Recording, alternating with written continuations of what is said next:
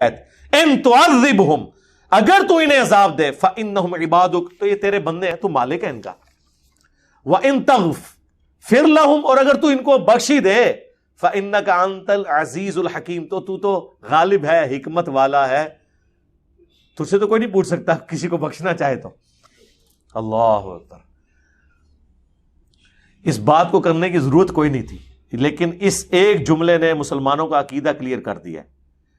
اسی سورۃ المائدہ میں آیت نمبر 72 میں عیسیٰ ابن مریم جو دنیا میں خطبہ دیتے تھے،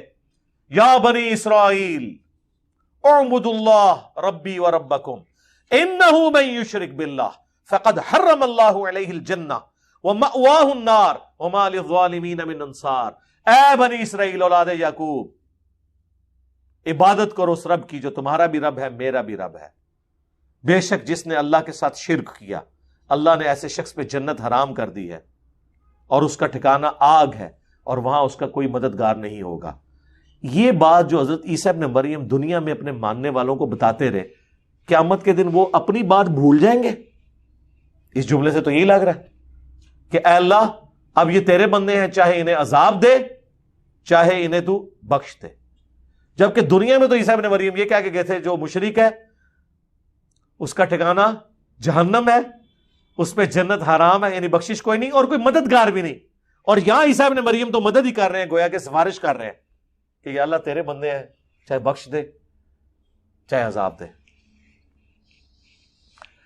تو یہ اللہ نے میرے پہ حکمت کھولی ہے، میں نے کہیں اس بات کو نہیں پڑھا، اس طرف اشارہ، اور مجھے بھی کچھ عرصہ پہلے یہ دماغ میں بات آئی کہ جان بوجھ کے اللہ نے ایسا کیا ہے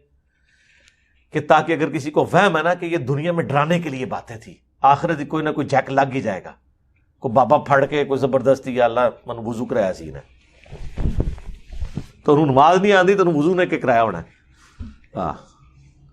اے بے تے پڑھ دے رہے، عربی سیکھی نہیں ہوئی۔ تو اللہ نے یہاں کلیئر کر دیا کہ اولو العزم پیغمبر جو 5 ہیں سورۃ الاحزاب اور سورہ شورى میں، محمد رسول اللہ، ابراہیم خلیل اللہ، موسیٰ کلیم اللہ، عیسیٰ روح اللہ، اور نوح علیہ السلام علیہ السلام اجمعین۔ اگر وہ اولو العزم پیغمبروں میں سے ایک پیغمبر عیسیٰ ابن مریم اپنے ماننے والے مشرکین کے لیے بھی قیامت کے دن شفاعت کرے گا یہ کہہ کے کہ اللہ تیرے بندے ہیں، اب اتنے جلال میں شرک کے اندر یہ چھوٹی سی بات بہت بڑی سفارش ہے، اس کے اوپر ذرا توجہ کریں۔ اس میں تو جواب یہ ہونا چاہیے تھا کہ عیسیٰ تجھے نہیں پتا کہ مشرکی کیسے تم سفارش کر رہے ہو، لیکن یہ اس لیے وہ کریں گے، اور اللہ نے قرآن میں ہمیں پہلی فلم چلا دی ہے کہ اگر عیسیٰ ابن مریم بھی سفارش کرے کسی مشرک کے لیے تو سفارش قبول نہیں ہونی، تو بابت شاہی کوئی نہیں کہ کسی نو باؤں بڑھ کے جنت اچ لے جان گے، یا کلیم کرو کہ عبد القادر جیلانی یا تمہارے جو بڑے بڑے بابے کلیم کیے ہوئے ہیں، اور تم تو ان بابوں کے بارے میں یہ کہتے ہو کہ یہ بابے تو کسی صحابی کہ گھوڑے کی قدموں کی خاک جو اس کے ناک میں بیٹھتی ہے اس کے برابر نہیں ہے، تو پیغمبروں کا تو ذکر ہی نہ کرو، وہ تو اللہ کے چنے ہوئے بندے ہیں، وہ تو مخلص ہیں۔